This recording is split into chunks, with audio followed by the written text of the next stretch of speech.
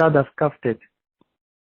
On va commencer aujourd'hui le V'rat Hashem à étudier le troisième pérec de Masechet Sukkah qui parle des halachot, des arba minim qu'on va prendre pendant Sukkot, comme il est écrit dans Parashat Emor, où le Kartem Lachem Bayom Arishon, vous prendrez le premier jour de la fête de Sukkot, Priyat Adar, c'est le Etrog, Kapot Tmarim, c'est le Lulav, Anaf et Avot, c'est les Hadassim, Berve Nachal, c'est la Haravot, Usmartel Lifnei Hashem Elokechem, Shivat Yamim, et vous vous réjouirez devant Hashem pendant 7 jours. Donc, comme on le sait, ou peut-être on ne le sait pas encore, mais la mitzvah d'Arba Minim, elle est Minatora que le premier jour de Sukkot. Pendant tous les autres jours, on sait qu'on fait l'Arba Minim, c'est que Midrabanan, il y aura beaucoup de nafkaminat faciles dans la halacha, en ce qui concerne le Hadar, le Chaser, etc., comme on va le voir au courant du Pérec. Et puis, mis à part une exception du temps du Beth Amikdash, non, pas du temps du Beth Amikdash, mais à l'endroit du Beth Amikdash, tous les jours de Sukkot, là-bas, à cet endroit-là seul, il y aura une mitzvah minatora de prendre l'Arba Minim. Même aujourd'hui, celui qui ira au côté de la Maharavi, qui est un endroit qui est proche du Beth Amikdash, à cet endroit-là, il aura la mitzvah minatora de prendre l'Arba Minim tous les jours, comme on le fait au premier jour.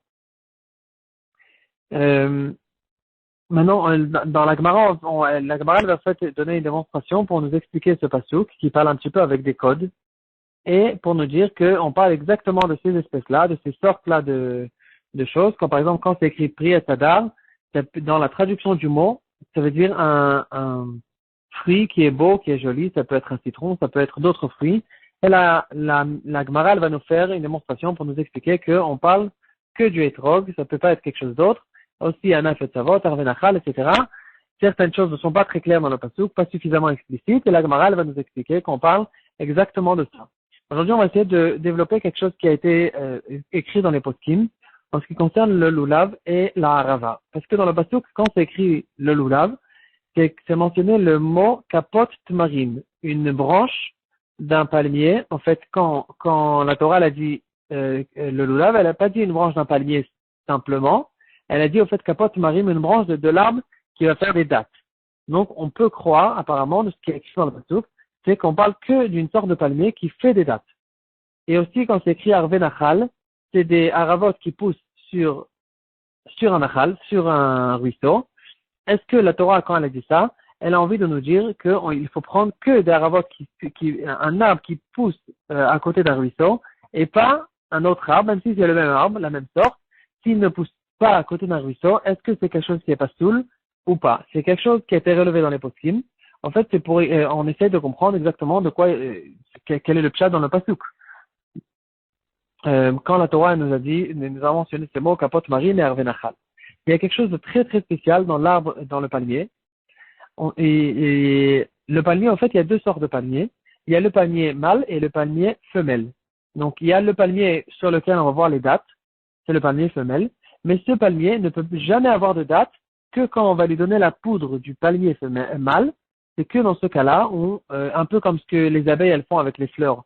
Elles prennent des fleurs et elles font tout un processus qui va finalement nous donner des changements dans la nature. Ici aussi, c'est que avec le palmier mâle, quand on va lui prendre sa poudre, on va lui donner au palmier femelle, c'est que avec ça où il pourrait avoir en fait un palmier qui donne des dates. Alors, la question qu'on peut relever déjà dans la Rishonim, déjà dans Rabbeinu Bechaye, dans Parashat Veikra, dans Sefer Veikra, Perek Av Gimel Pasuk Mem, là-bas dans Parashat Emor, il dit que la raison pour laquelle c'est écrit dans la Torah Kapot Tmarim, en fait, pourquoi c'est écrit en pluriel? On aurait pu dire une branche d'un tamar, d'un palmier, d'un dattier. Pourquoi on dit des dattes au pluriel?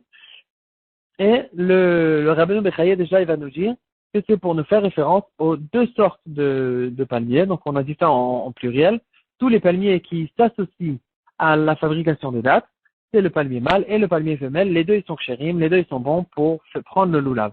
Donc, il y a quand même là-dessus une marloquette dans le poskim, mais apparemment, la halakha est tranchée clairement, qu'on ne fait pas du tout attention à ça. Le minhag qui a été répandu depuis toutes les générations, c'est qu'on ne fait pas attention à ça et on prend n'importe quelle sorte de palmier, du moment que le lulav, il est bon, il est kasher pour la mitzvah. Aussi pour l'arve nachal, on peut retrouver dans le chute de Rav Tzvi Pesach Frank, qui s'appelle Rav Tzvi Chelek Bet Siman Kufret. Il va dire aussi que c'est la même achloquette qu'on a en ce qui concerne le palmier. Quand la Torah nous a dit une branche d'un dattier, est-ce que on parle que d'un arbre qui fait des dattes, ou bien même d'un autre palmier qui ne fait pas des dattes? La même chose, Arvé Nachal, c'est la même marloquette. Et aussi là-bas, dans le Shulchan Aruch, on peut retrouver que la halakha elle est claire, qu'on ne fait pas attention. On peut prendre des haravot, un arbre de haravot, qui s'appelle un saule pleureur, je pense, et on peut prendre de cette sorte-là, de n'importe quel endroit, il peut pousser même au milieu de n'importe où, pas à côté d'un fleuve, pas à côté d'un ruisseau, et c'est caché. Le Mishnah Bora, par contre, il va nous ramener dans Siman Tavresh Mem Zayin Seif Aleph, que effectivement, il y a une khumra, il y a un beau minag de ceux qui fassent attention de prendre des haravot qui ont poussé à côté d'un ruisseau, parce que la Torah elle a employé quand même le mot arvé nachal. Donc c'est vrai que normalement on explique le pshat du pasuk que c'est juste pour nous faire référence à la sorte de l'arbre et pas que, c'est-à-dire la sorte d'arbre qui a l'habitude de pousser en général à côté d'un ruisseau, mais en fait on peut le prendre. Du moment qu'on a repéré cet arbre, on peut prendre ces branches qui poussent, finalement, qui ont poussé n'importe où. Du moment qu'on sait qu'on parle exactement du même arbre.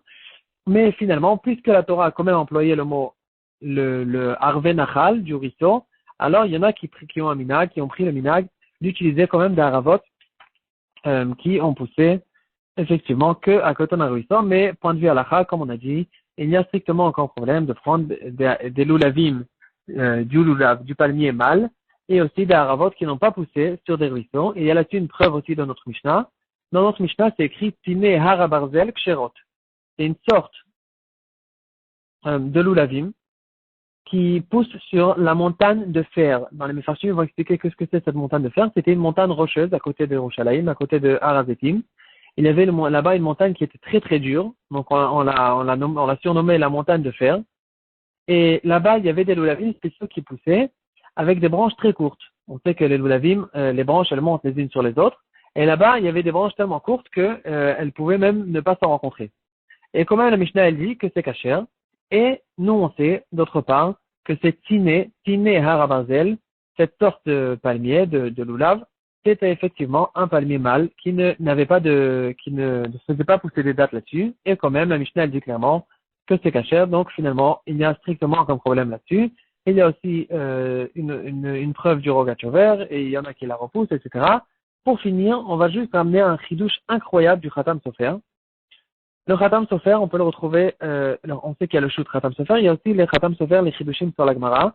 Donc chez nous, dans Daf Lamed Dalet plus tard, en fait, dans Masechet Sukkah, il va dire que, peut-être, on pourrait dire que non seulement qu'il faut faire attention de prendre un loulav que d'un palmier qui a des dattes, et pas du palmier mâle, mais en plus de ça, il a envie de dire que puisque c'est écrit un palmier de dattes dans la Torah, il faut faire attention de prendre un loulav qui vient en fait d'un palmier, qui est un loulav qui vient d'un palmier, qui a été semé, qui a grandi, que pour faire pousser les dattes. C'est-à-dire, si je prends un palmier que j'ai semé, qui a grandi au fait d'un palmier que j'ai fait grandir, que j'ai fait pousser pour faire beau, par exemple dans mon jardin, ou pour n'importe quelle autre raison que pour faire des dattes, il a envie de dire le Khatam Sofer que ça sera pas soul parce que la Torah elle a dit un palmier de dattes, donc il faut un palmier qui a été poussé pour ces dattes. Et ce palmier-là, j'utiliserai son loulav, sa branche, pour la mitzvah du loulav. Le Khatam Sofer lui-même, il repousse que, bien sûr, on ne parle pas point de vue halakha, mais il a envie de dire quand même ce chidouche. Point de vue halakha, bien sûr qu'on ne fait pas attention du tout non seulement on ne fait pas attention au chidouche du Khatam Sofer, qu'il faut un palmier, dont il a poussé que pour les dates, mais en plus de ça, il y a bichlal pas besoin d'un palmier sur lequel il y a des dates. On peut même utiliser le palmier mâle pour le loulav.